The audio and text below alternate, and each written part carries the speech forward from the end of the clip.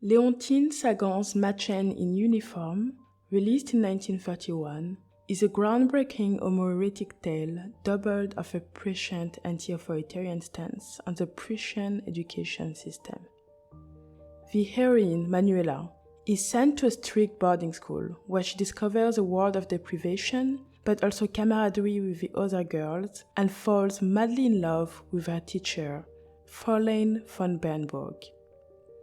Mädchen is a daring film. Its license in exploring women's attachments and sexuality builds upon, rearticulates, and expands on representations of women and sexuality in a Weimar cinema which was much more diverse than usually portrayed.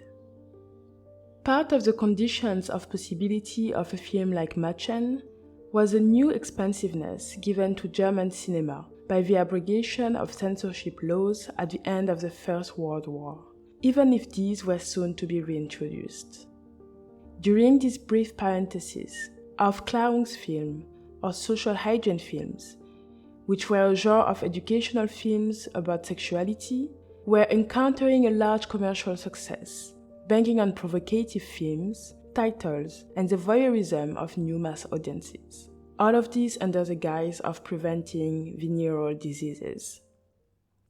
Among these was Different from the Others by Richard Oswald, a courageous plea for the abrogation of paragraph 175, which outlawed male homosexuality. But the overwhelming focus was on prostitution, with narratives in which lost sons, daughters, or husbands ended up being returned to the safety of patriarchal families, and conservative values ultimately triumphed. Another offshoot of Aufklärungsfilm were films centered on the wave of body culture that emerged around the turn of the 20th century, inspired by the nudist movement, such as Ways to Strength and Beauty. Weimar's obsession with sports and body culture, and the voyeurism and consumerism it is associated with, appears furtively in Mädchen, when the girls go through their forbidden possessions and display images of nude athletes, alongside film stars such as Hans Halbers and Henny Porten. Jazz, movies, sports, and novels were the hallmarks of prohibited adolescent pleasures and modern mass culture. The end of the war did not only bring new freedoms, it also brought heightened anxieties regarding a changing social order and the forms of social dislocation caused by industrialization and chronic economic crisis. Perhaps in response to this generalized sense of a loss of footing, and to give contours and shape to a society in disarray, Weimar cinema was a cinema whose narrative coherence was organized around a passion for types and typologies, a furor des Rastons, or classification mania, to borrow Helmut Lehton's phrase. This was as much an attempt to depict actual, unprecedented changes than a disciplinary gesture to contain and regulate a reality which escaped such definitions. Let us briefly explore some of those types. New women were young, modern, sexually liberated women, often employed in white-collar jobs and identifiable by their stylish clothes, fancy hairstyles, and transgressive attitudes. Objects of fascination and male anxieties around displacement and weakened patriarchal authority, they signaled the significant feminization of work, the public sphere, and even cinematic audiences themselves, in the aftermath of a war which caused massive male casualties. The eroticism of the new woman was often displaced on specific commodities. In Pulp's Joyless Street, Great, played by Greta Garbo, is persuaded to buy an expensive fur coat by a shopkeeper who is also the matron of a brothel. At her daytime office job, when she fights her employer advances, she loses her job. The fur coat is used by predominantly male directors to signal the glamour of the new woman and her sexual availability to predatory employers. Vamps or femme fatales were another major paradigm, often associated with specific features of famous actresses, such as the legs of Marlene Dietrich, for instance, or the gaze of Asta Nielsen. In Blue Angel, Marlene Dietrich, as performer Lola, seduces and leads a respected middle-aged professor to his ruin. Similarly to the brutality of economic crash in this period of hyperinflation, desire is a destructive force, toppling reputations overnight. The respected professor ends up a clown, a beast, and a pauper. The cabaret song, which frames the story, expresses Lola's inability to change the course of events. Femme fatales are not presented as evil. Rather, they often appear as immoral beings, subjugated to some mysterious force. They bring ill fate to the people around them, without necessarily ill intent.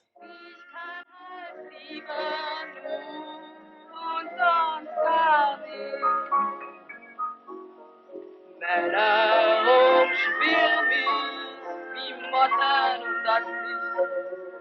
Und wenn sie verbrennen, ja, dafür kann ich nicht.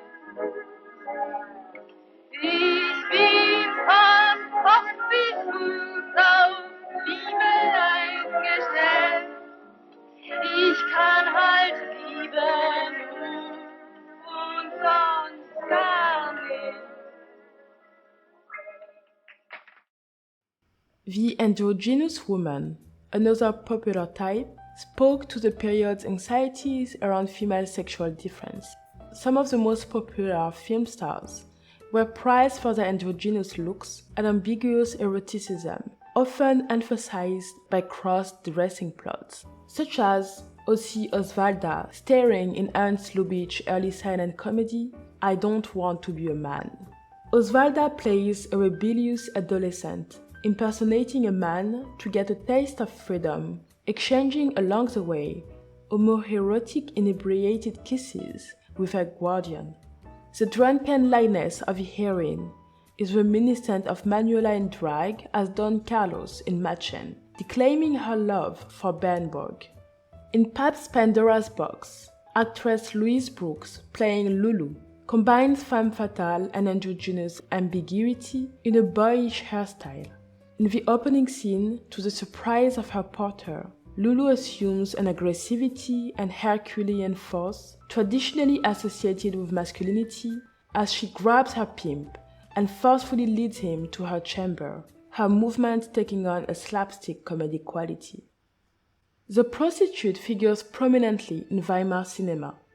She appears as a metonym for urban modernity alongside dark alleys, tall buildings, and a depersonalized urban underworld in expressionist films such as Fritz Lang's M, Dr. Mabius, The Gambler, and Spies. In M, which focuses on the search of a serial child murderer, prostitution is part of the landscape of the modern metropolis, to the same extent as the anonymous crowds, the mechanic clock, and the proliferation of print. Night workers are observed with a clinical distance, through high-angle cameras, without judgment or eroticism. Prostitution appears as a business as others, as the film establishes a parallel between the legal apparatus of society on one hand and a criminalized underbelly comprising of thieves, prostitutes, and beggars, which has its own rules and codes of morality. Ultimately, only the child murderer sits at the outside of all moral codes, and it's on this figure that sexual tension is displaced. Prostitutes also figure as metaphors for social life in times of inflationary crisis. In Pabst's Joyless Street, prostitution illustrates how the logic of exchange permeates or threatens to permeate every social interaction.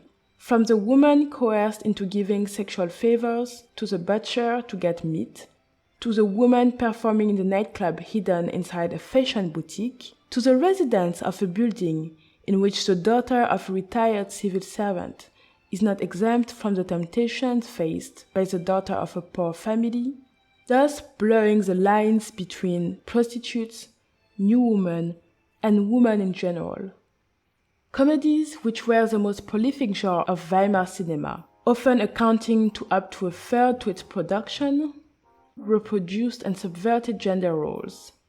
And they did so in ways reminiscent of the playful consumerism and rebellion of the girls in Mädchen, portraying wayward, uncontrollable women.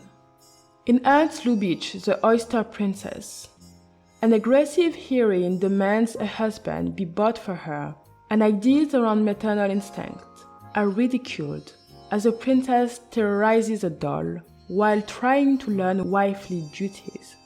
While Mädchen denounced fascism, another form of disciplining of the body is scrutinized in this early silent comedy.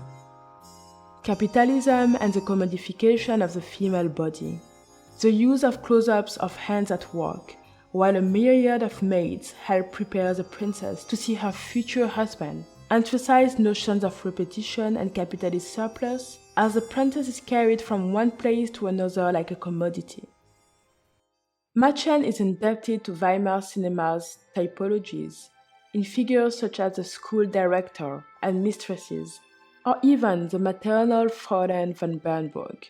Yet, the influence of Max Reinhardt, who trained Sagan herself, can be perceived in the treatment of the girls, centered around psychological development and adolescence as a liminal state of heightened sensitivity, conflict, and unresolved yearnings.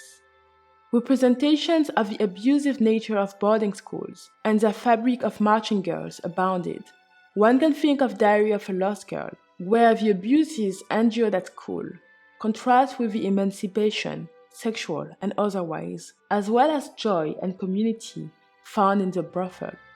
The decadent, perverse eroticism associated with the authority figures in the diary differ from the luminous love Bernburg inspires in Mädchen. The parallels are striking between the violent evening rituals of boarding school in the diary as opposed to Bernburg's goodnight kisses to the girls in Mädchen. As such, Mädchen's revolution is not so much in its portrayal of the school than its mapping of an underground of camaraderie, joy, and playful homoeroticism within the school itself rather than outside of it, showing how the tyrannic edifice was also fissuring from the inside.